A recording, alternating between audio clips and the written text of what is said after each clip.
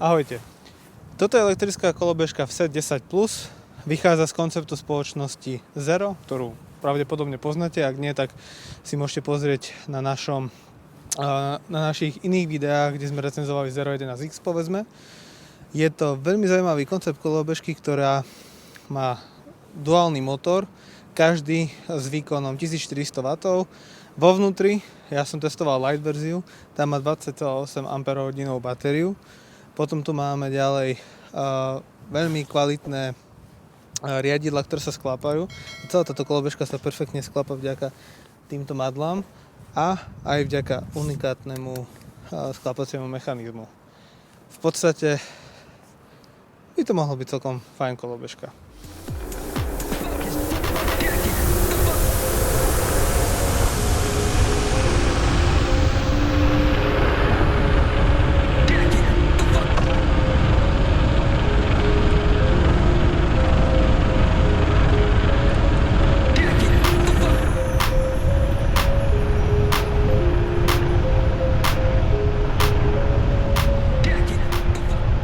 Túto kolobežku si môžete kúpiť na populárnom československom e-shope Voltride za nejakých 1549 €, túto light verziu. Potom ešte Voltride predáva aj verziu Super s väčšou batériou, s 25,6 Ah batériou a dokonca je aj verzia Pro a tam má až 28,6 Ah batériu. To, aký som najazdil tam dojazd, maximálnu rýchlosť, ako sa mi táto kolobežka páčila, aké má nedostatky a aké má práve na druhej strane výhody, tak to sa teraz dozviete v tomto videu.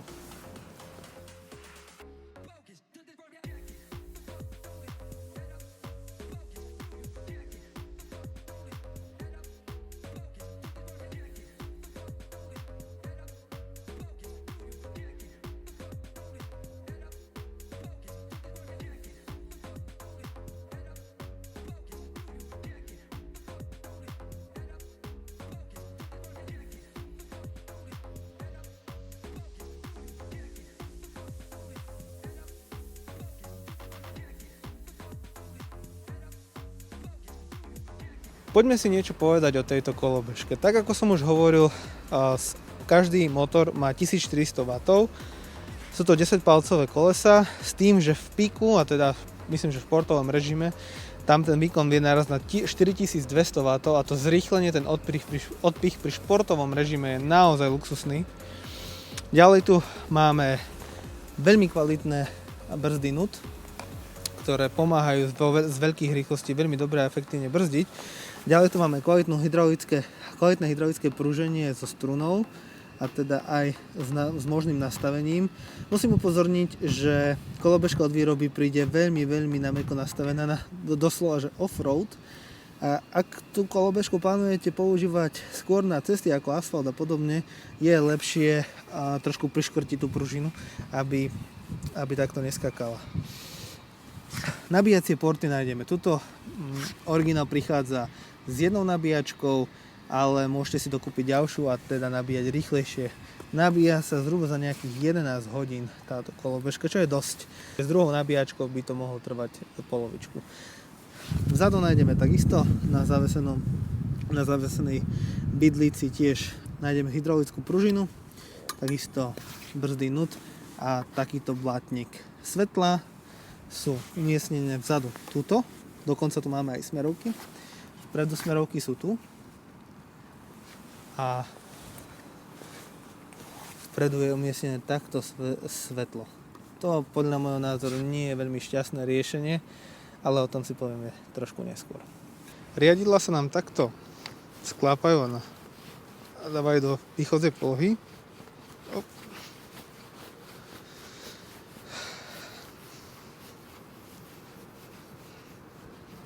Celkom dobre to drží. V menších rýchlostiach tam nie je nejako cítiť, aby tam bola nejaká vôľa. V každom prípade máme tu páčku brzdy a potom na tejto ľavej strane vlastne máme tu niekoľko tlačidiel. Dole vidno, že je to klaxon. Ten má ale strašne smiešný zvuk. Pripomína mi to výťah, alebo keď cúva dodávka. Keď idete vo vyššej rýchlosti, ľudia vás nepočujú. Myslím si, že nie je úplne dobrý. Mal by to byť určite hlasnejší a určite iný zvuk ako toto, lebo s tým si to človek môže mýliť, že je to niečo iné. Ďalej, toto máme prepínanie jednoho a dvoch motorov. Takto mám zapnuté dva motory. Toto je jeden motor. Toto je športový režim. Tam sa hneď katapultuje 4200W výkon a viete zrýchliť veľmi, veľmi rýchlo a na dosť vysokú až nebezpečnú rýchlosť. Na druhej strane tu máme takisto páku brzdy a tento displej, ktorý nám vlastne ponúka niekoľko možností. A toto je taká zaujímavá feature, ktorú myslím, že som videl iba pri sete. Toto je NFC čítačka, je to ako keby kľúč a bez tohto kľúča nenaštartujete. Ja ho teraz túto kolobežku vypnem a keď ju chcem zapnúť, tak mi tu naskočí kart. Neviem, či je to vidno dobre. Čiže ja na to, aby som ju zapol, musím robiť toto. V balení budete mať dokopy spolu 3 takéto kľúče. Alebo takéto, neviem ako to nazvať, prívesky. Čo je veľmi zaujímavé je to, že tento výbežok, ktorý je tu, tak toto je tiež iba pri sete som to videl a je to smerovka. Takto zapínate smerovku. Nechýbajú aj kvalitné, naozaj veľmi dobré gripy, ktoré nemajú žiadnu voľu a ktoré držia naozaj veľmi dobre. Poďme si niečo povedať o sklapacom mechanizme.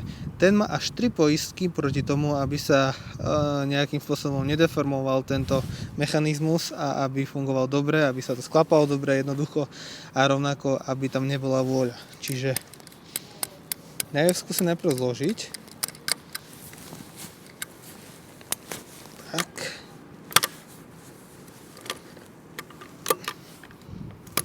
Takže kolobežka sa nám takto skladá. Vzadu, vlastne vpredu potom máme taký háčik, na ktorý môžeme dať ruksak alebo pri prenášaní. Čiže takto nejako by sa mohla dať prenášať.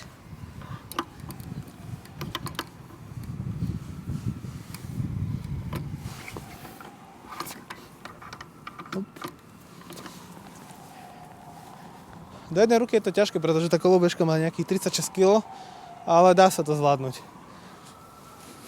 Alebo potom dá sa to držať za to madlo. Takto. Aj s tou kolobežkou. No ale chcel som hovoriť o tom sklapacom mechanizme. Že ak chceme kolobežku dať do klasickej polohy, musíme spraviť... Tuto máme prvú poistku, aby sa niečo nestalo. Potom tento zobaček musí tu pekne zapadnúť. Takto. A táto skrutka sa musí zhruba niekde v strede zaskrutkovať. Chce to trochu praxe a cviku, aby to zapadlo tam, kam má.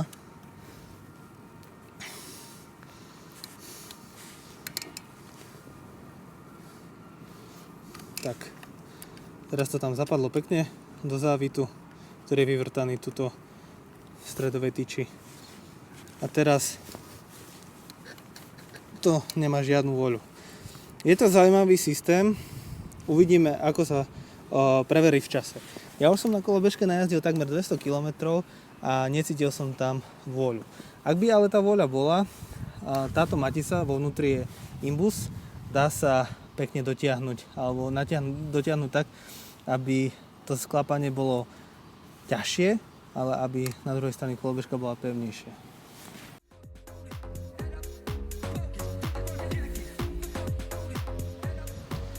Set 10 Plus má perfektné jazdné vlastnosti. Som mimoriadne prekvapený tým, ako dobre táto kolobežka ide či už na asfalte alebo na nespevnenom offroad teréne. Tým, že pružiny boli od výroby nastavené mäkko, tak tá kolobežka sa hodí viac na ten offroadový terén, kde tie nárazy príjma perfektne a aj keď idem 50 alebo vyše 50 km za hodinu, to si budete môcť pozrieť na ukážke, tak nemal som pocit, že by som nejako strácal stabilitu nad riadením. Mne osobne sa toto veľmi páči. Ďalej som testoval aj rýchlosť a tá rýchlosť bola výborná a dosiahol som maximálku zhruba nejakých 70 km za hodinu. Pri mojej váhe zhruba 105 kg plus technika a výške takmer 1,90 m je to podľa mňa celkom dobrý výkon na takúto stále relatívne kompaktnú kolobežku.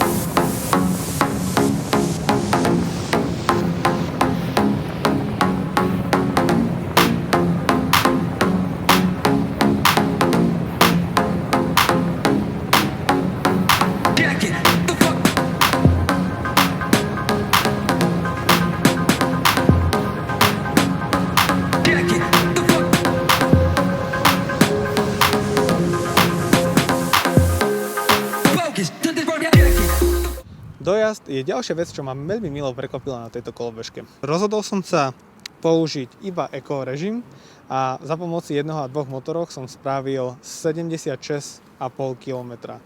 Myslím si, že je to uchvatný výkon na baterku, ktorá v tejto kolobežke je iba 20,8 Ah. Samozrejme, moja priemerná rýchlosť sa pohybovala niekde medzi 24 až 28 km za hodinu. Nesnažil som sa ju prekračovať. Pri mojom druhom teste, kde som testoval maximálnu rýchlosť a išiel som svižnou jazdou, tak som takmer kolobežku vybil pri 36 km, ale ostalo tam ešte nejakých 20% šťavy a myslím si, že ešte by som urobil možno do 10 km po rovine pri priemernej rýchlosti niekde medzi 25 a 28 km za hodinu. Je dôležité povedať to, že kolobežka prichádza od výroby s limiterom, to znamená, že maximálne vám pôjde 25 km za hodinu. Na to, aby ste odblokovali a dosiahli maximálny výkon z tejto kolobežky, potrebujete otvoriť deck a odpojiť biele káble. To, ako sa to robí a čo všetko treba preto urobiť, si môžete pozrieť vo videu o odporúčaniach nášho kanála.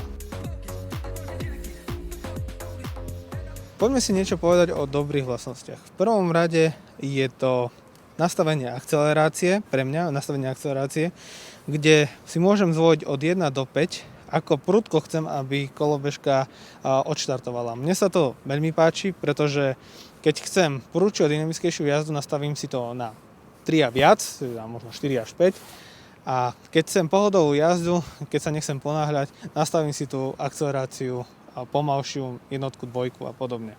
Veľmi ma prekvapil výkon tejto kolobežky, pretože má 2x1400 W a tak ako som už povedal niekoľkokrát, v píku je to 4200 W a tá kolobežka pri mojej váhe dokáže zrýchliť až na vyše 70 km za hodinu. Je tam síce písaných 85 km za hodinu, ale musia byť splnené podmienky ako váha jazdca, dobrý a rovinatý terén a podobne.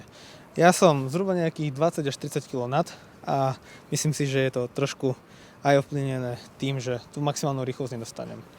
Žiaden wobbling som nezaznamenal na tejto kolobežke. To hodnotím veľmi pozitívne. Išiel som vyše 70 km za hodinu a riadenie bolo tak, že som sa musel poriadne stužiť, aby náhodou niečo, ale stále to bolo relatívne komfortná jazda.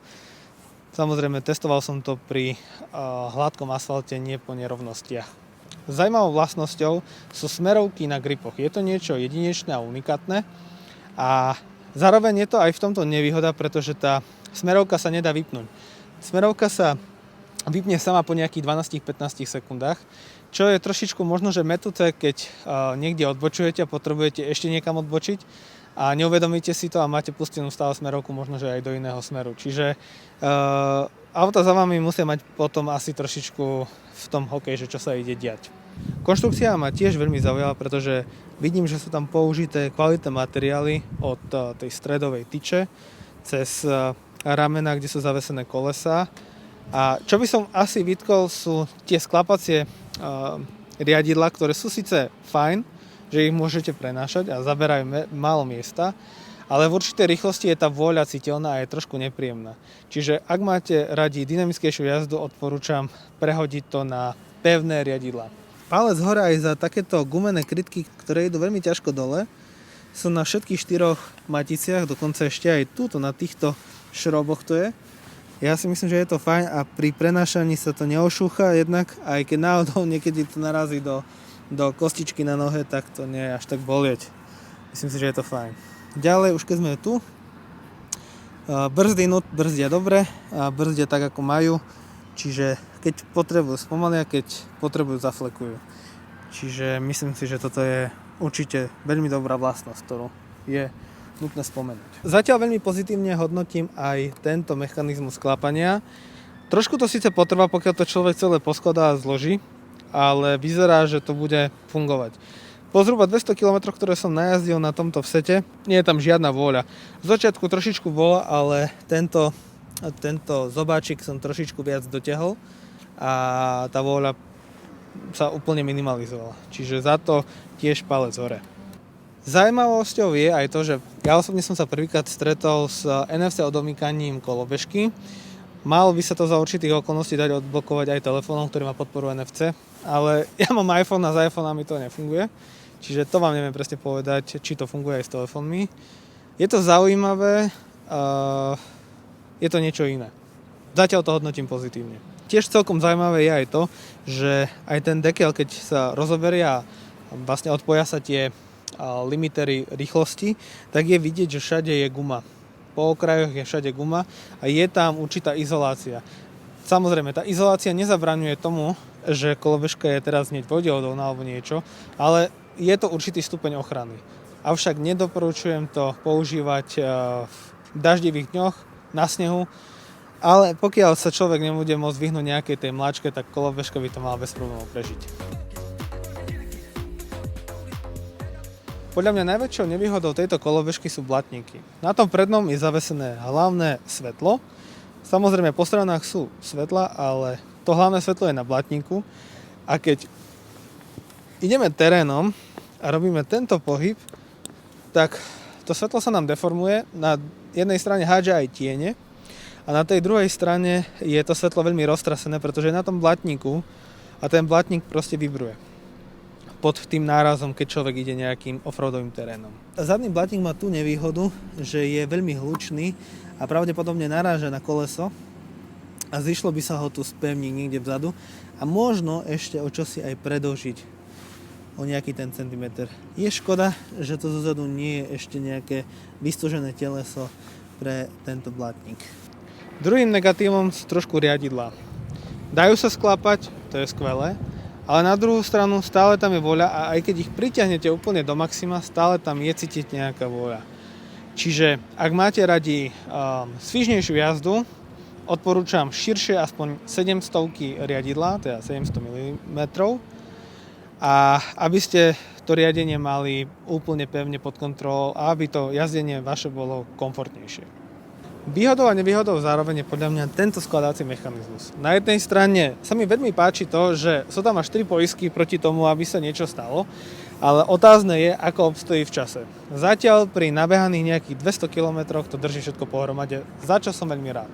A posledné dve nevýhody, ktoré tu máme pri tejto kolobežke, sú podľa mňa tento plastový dek, čo nemusel byť na tak drahú kolobežku alebo tak drahšiu kolobežku, ako je VSET 10+. A ten, čo dizajnoval túto kolobežku, alebo kto dizajnoval kolobežky a dal tie nabíjacie porty hore, musel byť buď veľmi opitý, alebo veľmi šialený. Ja nechápem, prečo tie nabíjacie porty sú hore. Môžu sa zdeformovať, môžu sa nejakým nedopatrením odpojiť a to tým, že keď človek tu má jednu nohu alebo niečo, môže to odkopnúť alebo kopať do toho a môže sa to časom deformovať. Podľa mňa to je strašná stupidita a už som to videl na niekoľkých kolobežkách. Toto je podľa mňa zle a prosím, už to nerobte. Ako som už skôr vo videu spomenul, túto kolobežku môžete kúpiť na populárnom československom e-shope Boldride, ktorý je autorizovaným predajcom týchto kolobežiek a nielen týchto kolobežiek, ale aj iných značiek ako sú Edfall, SXT či Inokim. Majú aj kompletný servis a vyškolených odborníkov priamo na tieto kolobežky. Boldride ponúka aj veľmi zaujímavú vec a to je Boldride Care. Je to v podstate rozšírená záruka, taký bezplatný servis a bezplatná oprava poškodenej kolobežky. Či už ide o poškodenie, ktoré ste spôsobili alebo nespôsobili vy, opravu vyriešia za vás a bez zbytočných otázok. A počas opravy dostanete od nich aj náhradné zariadenie. Okrem toho Boldride Care Plus obsahuje až ďalších 15 výhod oproti klasickému Boldride Care a všetky tieto výhody si môžeš pozrieť priamo na ich webe. Kolobežka Vset 10 Plus je kolobežka či do mesta, či do lesa, do terénu, na asfalt. Sklopíte ju, jednoducho ju môžete prenášať v kufri auta alebo vo vlaku.